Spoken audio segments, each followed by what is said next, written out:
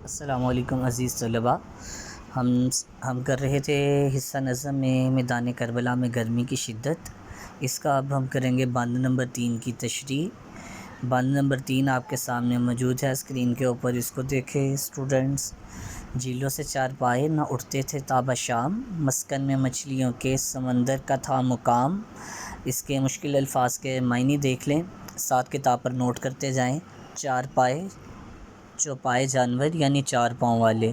تابہ شام شام تک، مسکن رہنے کی جگہ، مقام ٹھکانہ، آہو ہرن، کاہلِ سست، سیاہ فام سیاہ رنگت والا، مثل موم خام کچی موم کی طرح،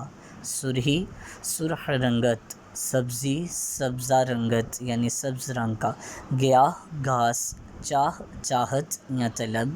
اب ہم دیکھتے ہیں اس کا مفہوم۔ جھیلوں سے چار پائے نہ اٹھتے تھے تابہ شام، یعنی میدان کربلا کے اندر جانور شام تک جھیلوں سے نہیں اٹھ رہے تھے۔ مسکن میں مچھلیوں کے سمندر کا تھا مقام، سمندر میں مچھلیوں کے مسکن میں جانے کی کوشش میں تھا۔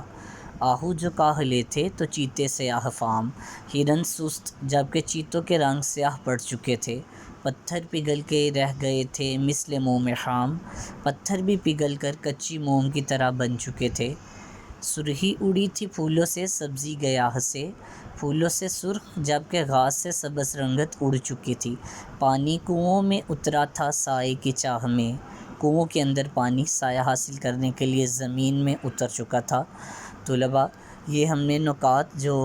ریڈ لائن کے ساتھ اس کو شو کیا گیا ہے، ان نکات کو دیکھتے ہوئے اب میں تشریح کرتا ہوں کہ شاعر میر انیس اپنے اس بند میں پہلی لائن میں پہلے مصرعے میں کیا بیان کر رہے ہیں کہ کربلا کے میدان کے اندر جو جھیلیں تھیں وہاں سے جو جانور تھے وہ شام تک نکل نہیں رہے تھے، وہاں سے اٹھ نہیں رہے تھے۔ وہ اس لیے کیونکہ وہ جب جھیلوں کے اندر موجود تھے تو اوپر آنے کے لیے بہت زیادہ پانی گرم تھا، اور گرمی کی وجہ سے، گرمی کی حرارت اور تپش سے پانی ابل رہا تھا، جس وجہ سے وہاں پر جانور شام تک بھی جھیلوں کے کنارے پر نہیں آئے تھے، جبکہ شام ہوتے جو جانور ہوتے ہیں وہ جھیلوں کے کناروں پر آتے ہیں،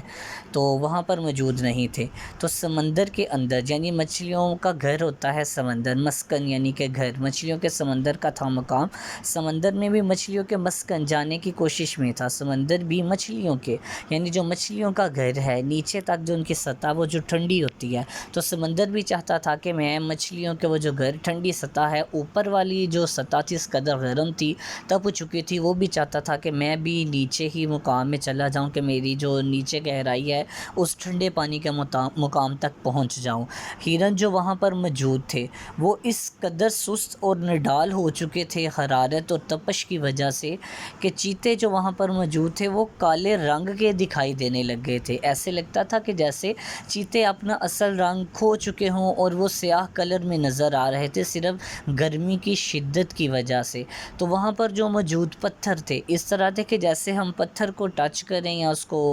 ٹھوکر لگائیں تو وہ بھی موم کی طرح پگھل جائے، جبکہ پتھر سخت فارم میں ہوتا ہے۔ تو وہ کہتا ہے وہ گرمی کی حرارت، شاعر نے یہ یہاں پر مبالغہ آرائی سے بات کی ہے کہ جو پتھر تھے اس قدر گرم ہو چکے تھے تپش کے ساتھ سورج کی گرمی کی وجہ سے، کہ ایسے لگ رہا تھا کہ جیسے وہ ایک موم کی طرح پگھل رہے ہوں، جیسا کہ ایک موم پگھلتی ہے، اس کو جلائیں موم بتی کو تو وہ پگھل کر نیچے ایسے آ جاتی ہے، تو اسی طرح پتھر جو تھے وہ بھی مثل سے مراد اس کی طرح، خام موم کی طرح، یعنی جو ایک پگھلی ہوئی اور گری ہوئی موم ہے اس کی طرح ہو چکی تھی۔ اور آپ کو پتہ ہے جب کسی چیز کے اوپر کوئی زیادہ حرارت آئے تو وہ اپنا اصل رنگ کھو دیتی ہے، تو شاعر نے بھی یہی بیان کیا، جو پھولوں کا سرخ رنگ تھا وہ بھی اڑ چکا تھا، اور جو گھاس کے اوپر سبزہ تھا وہ بھی اڑ چکا تھا، اور پانی گرمی کی وجہ سے نیچے جا چکا۔ پانی جو وہاں پر موجود تھا وہ گرمی کی حرارت اور تپش کی وجہ سے کنوؤں میں نیچے اتر چکا تھا۔ سائے کی چاہ یعنی وہ سایہ تلاش کر رہا تھا۔ آپ کو پتہ گرمی کے اندر جب ہم